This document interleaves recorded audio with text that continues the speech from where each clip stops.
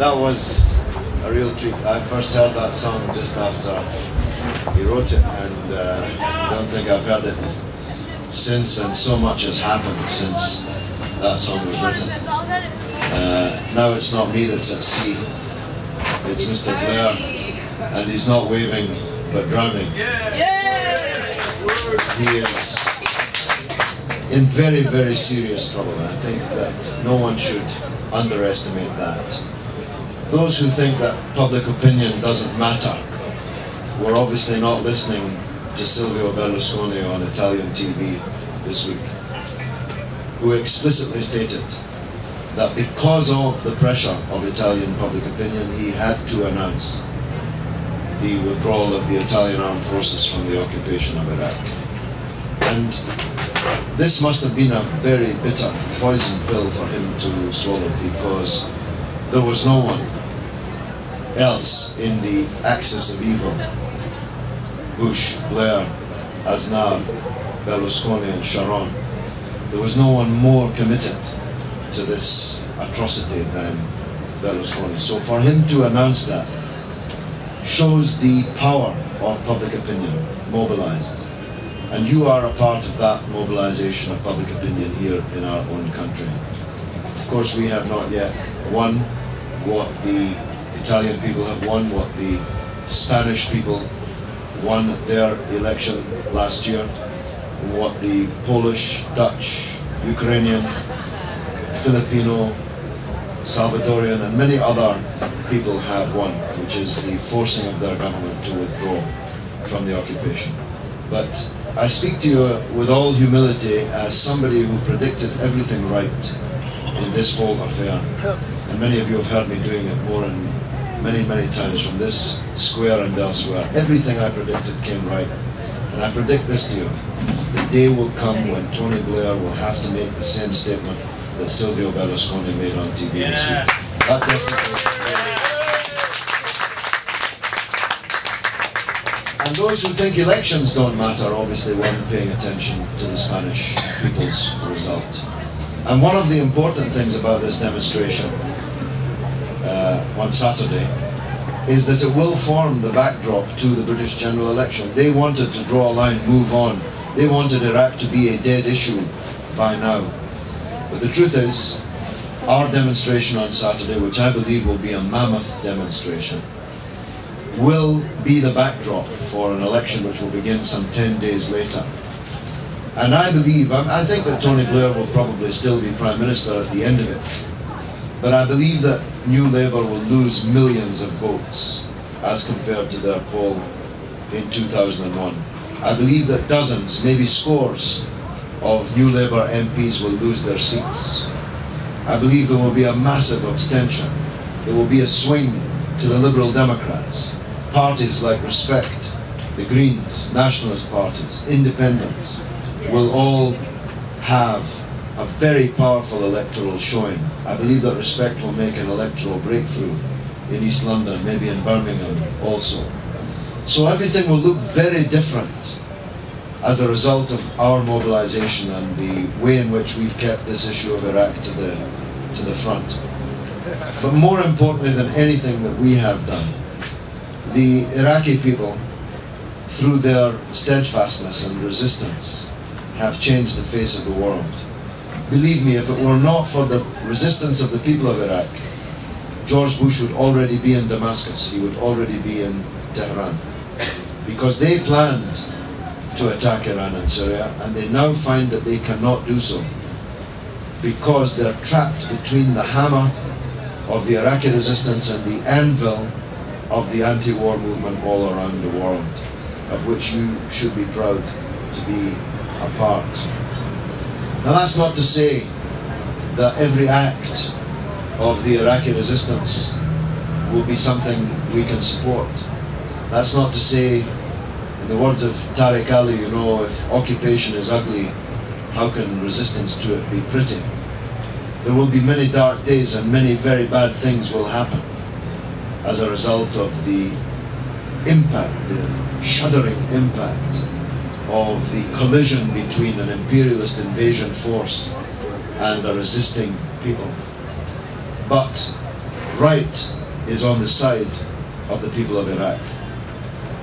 Wrong is on the side of the invading forces, and we must never lose sight of that. This invasion and occupation are illegal.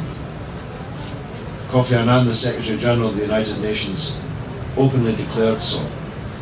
It follows, therefore, that the only people legally bearing arms in Iraq today are the Iraqi resistance. Our soldiers have no protection from international law, for anything that they might do there, which is the importance of this Attorney General letter, which turns out to be one side of A4 written in big letters with big spaces in between the lines, and probably not even written by him. Because the chiefs of the armed forces, fearing exactly this, insisted on seeing in writing a legal assurance from the Attorney General that the British Army would not be committing a war crime in its invasion of Iraq.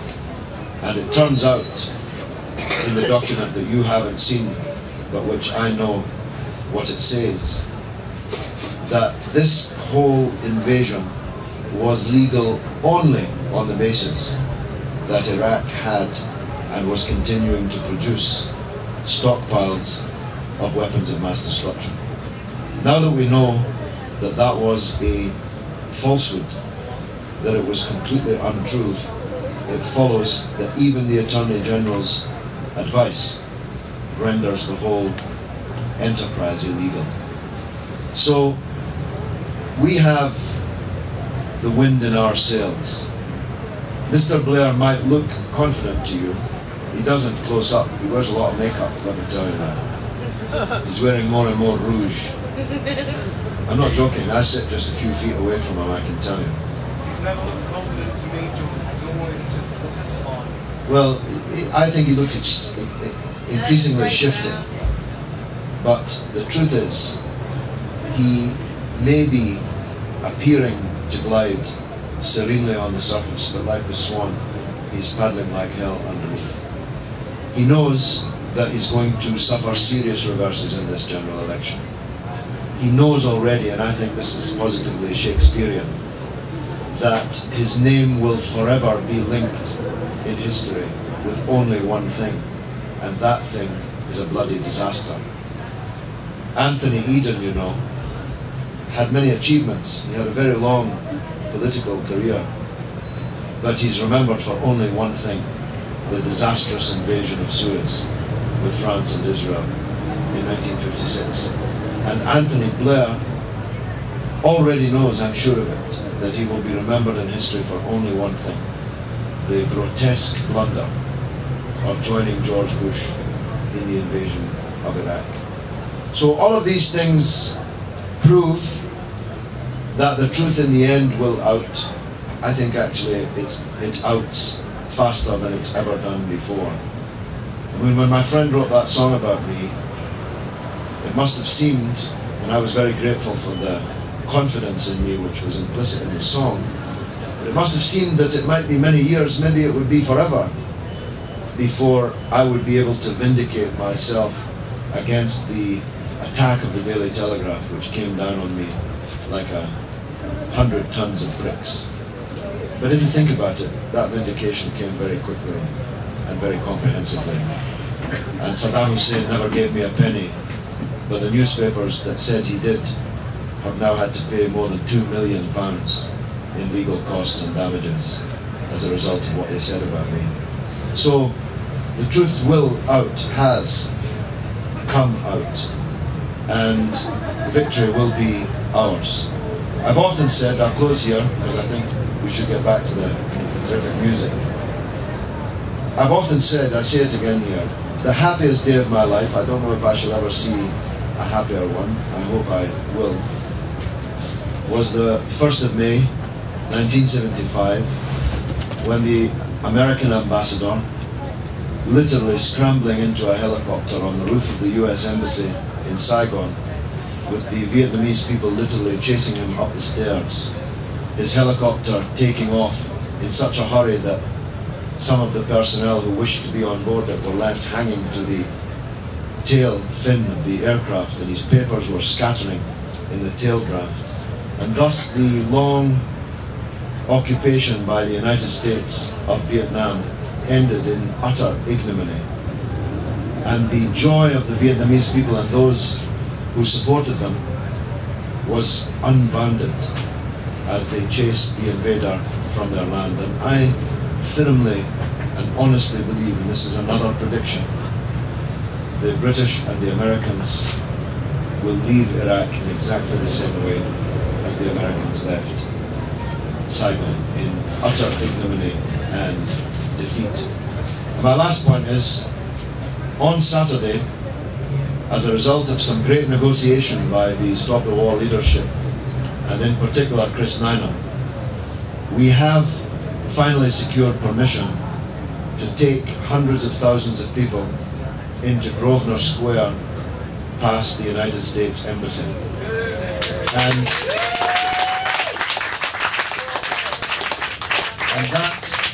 that, believe it or not, will be the first time a mass demonstration has been in Grosvenor Square since 1968, which, as it happens, was the very first demonstration I ever attended in my life at the age of 14.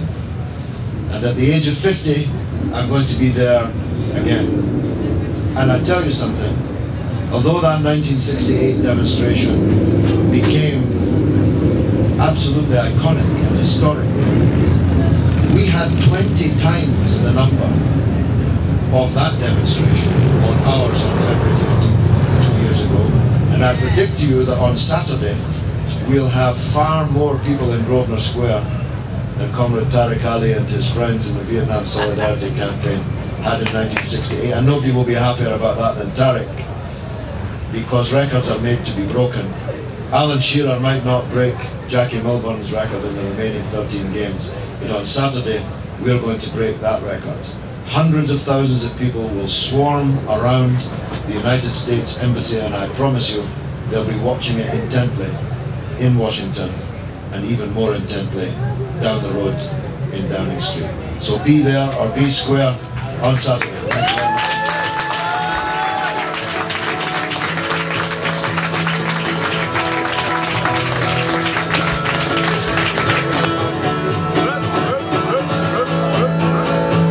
Drive by like a gangster with your armor-plated glass and your armor-plated smug smile. Even dead pigs don't get past. You're a clean-shaven monkey, hands washed, flies zipped. Now if only you could read my lips. Go home, Mr. President. Go home, Mr. President. Go home, Mr. President.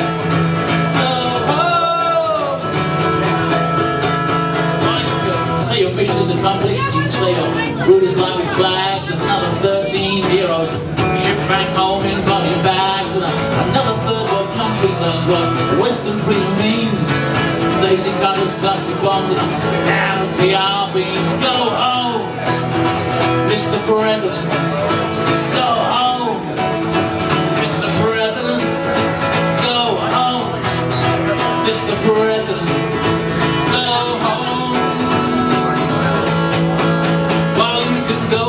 Your freedom fries and oil man boogaloo. You can go back home to Jesus, just take your poodle too. You can go back home to Texas like a good old billionaire, and maybe good old Lee Harvey Oswald will be there. Go home, Mr. President. Go home, Mr. President. Go home, Mr. President. Go home. Take your poodle too.